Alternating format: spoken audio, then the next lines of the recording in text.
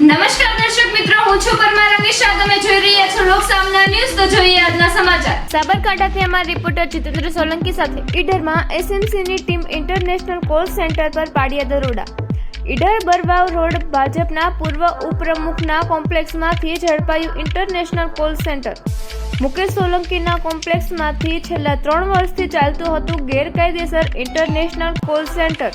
છેલ્લા 3 વર્ષથી ભાજપ નેતાના કોમ્પ્લેક્સમાંથી ભાડાના મકાનમાં ચાલતું હતું કોલ સેન્ટર. વિદેશીમાં લોન આપવાની લાલચે કરવામાં આવતી હતી છેતરપિંડી.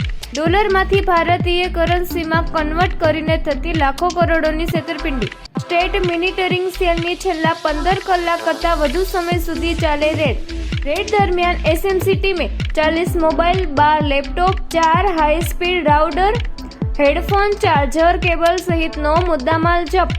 10 આરોપી સહિત મોઘીદાટ કાર કરાઈ જપ્ત. મોટાભાગના આરોપીઓ અમદાવાદના રહેવાસી. એસએમસી ટીમના દરોડાને પગલે આવનાર દિવસોમાં થશે મોટો ખુલાસો.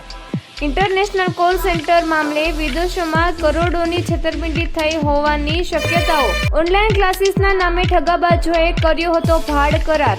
ક્લાસીસના નામે ઇન્ટરનેશનલ કોલ સેન્ટર ઝડપાતા સ્થાનીય પોલીસ ઉઠ્યા સવાલો.